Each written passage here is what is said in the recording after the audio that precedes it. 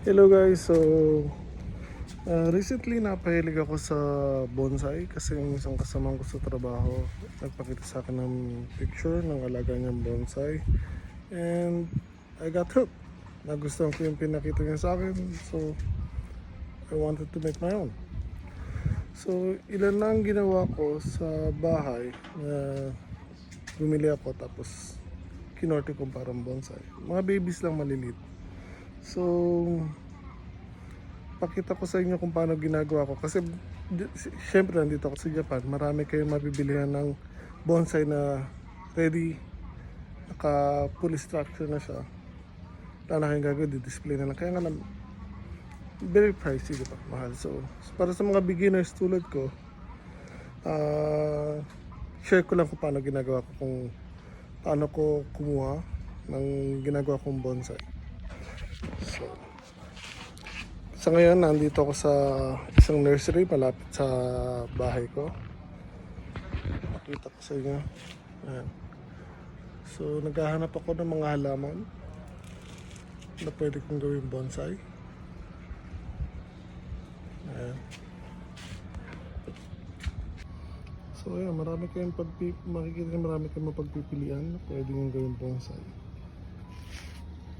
Unang-una, sabihin nyo, bonsai ang sinasabi ko, pero itong nakikita nyo, puro matatakas, malalaking puno, diba? Karamihan. Kaya puputulin mo siya, tapos hayaan mo lumaki lang. Pero may hindi makikita nyo, yung ginagawang bonsai, mga pine trees, or ito, maple. Yan, may green, yellow, red, maraming klase, tsaka iba-iba yung klase at laki ng dahon niya. Ayan. So, pinag-iisipan ko kung ano kukunin ko ngayon.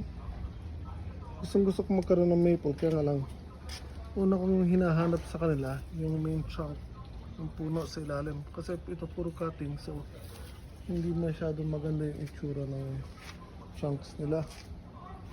So ito, nakakita rin ako sa YouTube yung olive, ginawang bonsai, ang ganda. Pero meron na ako sa bahay, nakabili na ako maliit. Ito, umeboshi. Ito, nakakita rin ako nito sa YouTube, ginagawang bonsai, ang ganda ng kinalalabas ang bulaklak.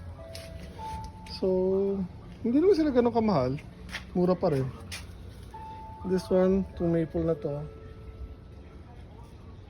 Sengo Haken. Sa Philippine peso, about 750.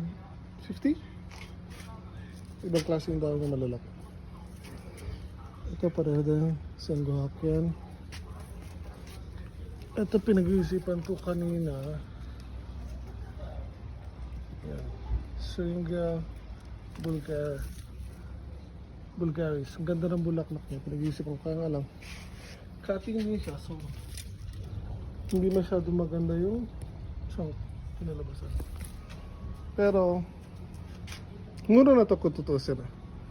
Pero pakita ko sa inyo kung paano ko bumibili ng ginagawa kong bonsai para mas makamura pa.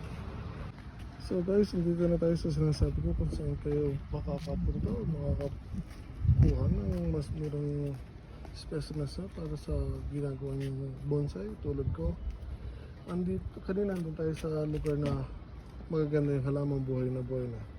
Pero now, andito ako sa section na yung mga halaman na pabayaan, almost half dead. Ayan, bagsak presyo na sila. Half dead, ulitin ko ha. Pero ibig sabihin half, buhay pa rin sila, kaya nga lang napabayaan sila. Hindi na maganda mga itsura nila. Tulad yan.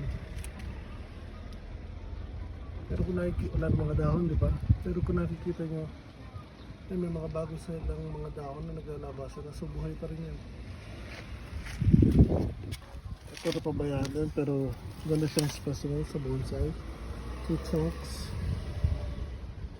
Ayan, nagawa ko yan. Tapos, ano na lang price niya, 300. Pero buhay pa siya, tuyo lang yung lupa. So, kukunin ko to. Okay, kunin natin yan. Meron tayo isa. Kaya na idea kung paano gagawin ko dyan.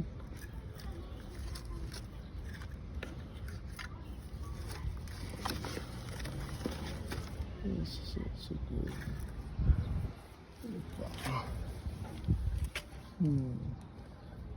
Mostly ang hinahanap ko yung mga wala pa ako na nabibiling ganun itsura na halaman.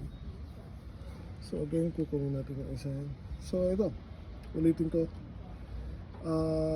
Yung price na hindi na yun yung actual price ng bagsak na price na ito. Makukuha na natin to at least below half na sa price niya.